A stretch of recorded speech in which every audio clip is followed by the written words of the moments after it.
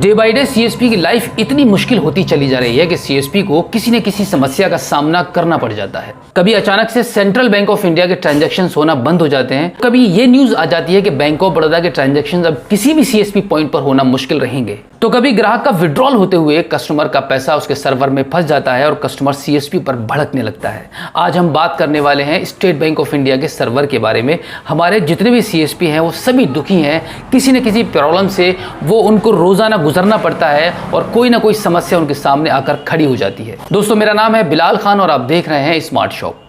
आज की इस वीडियो में हम बात करने वाले हैं कि हमारे रॉयनेट के जितने भी सीएसपी हैं या आप किसी भी कंपनी के सीएसपी हैं, आपको अगर स्टेट बैंक ऑफ इंडिया के चलाने में प्रॉब्लम आ रही है, मंथ में ऐसा कोई दिन बाकी नहीं है जिस दिन स्टेट बैंक ऑफ इंडिया के ग्राहक का उसके सर्वर में पैसा ना फंसता हो। अभी हाल ही में एक लास्ट वीक इतना मुश्किल से गुजरा है सभी ग्राहक सेवा केंद्र संचालकों का कि जितने भी कस्टमर्स के पैसे फंसे थे सर्वर में, वो अभी पूरी तरीके से वापस आ भी नहीं पाए हैं कि दोबारा से स्टेट बैंक ऑफ इंडिया का सर्वर डाउन होने लगा है और फिर से कस्टमर के पैसे फंसने लगे हैं। अगर सारी बैंकें मिलकर यही सब करती रहेंगी, कभी कोई ट्रांजैक्शन को बंद करता रहेगा, कभी ट्रांजैक्शन सस्पेक्टेड फ्रॉड होते रहेंगे, कभी कुछ होता रहेगा, कभी डिक्लाइन होते रहेंगे, और जो बैंकें अगर आधार कार्ड के माध्यम से निकासी करा भी रही हैं, अगर उनका सर्वर इस तरीके से डाउन होता रहेगा और कस्टमर का पैसा उनके सर्वर में फंसता रहेगा, तो बताइए कैसे सीएसपी का गुजारा होगा और कैसे आप सब लोग अपनी जिंदगी को लेकर सर्वाइव कर पाएंगे।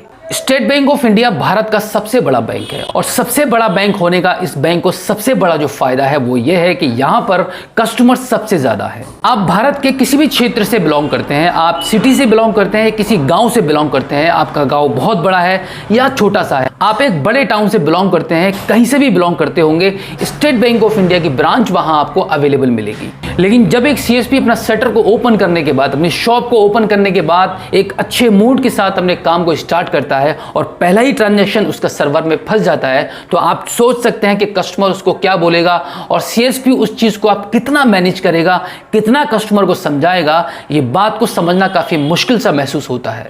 आए दिन सर्वर के फेल होने की वजह से दिमाग में एक सवाल उठता है, क्यों बैंकें अपने सर्वर के साथ इतना खिलवाड़ कर रही हैं जिसका खमियाजा हम सीएसपी को भुगतना पड़ता है। काफी सारे सीएसपी का यह भी कहना है कि कहीं ऐसा तो नहीं है कि स्टेट बैंक ऑफ इंडिया भी अपनी प्रिपरेशन में लगी हो एपीएस ट्रांजैक्शन को बंद करने की। हम उम्मीद करेंगे कि स्टेट बैंक ऑफ इंडिया कुछ ऐसा करने वाला बिल्कुल भी नहीं हो। इन फ्यूचर अगर ऐसा होता भी है तो आप समझ सकते हैं कि कितने लोग बेरोजगार हो जाएंगे और कितने लोगों की इनकम खत्म हो जाएगी। कैश विड्रॉल को लेकर एसबीआई के सर्वर में जरूर कुछ ना कुछ चेंजेस होने जा रहे हैं, जिसकी वजह से एसबीआई का सर्वर आए दिन डाउन हो जाता है और सीएसपी जब ट्रांजैक्शन करने की कोशिश करता है तो कस्टमर का बैलेंस सर्वर में फंस जाता है।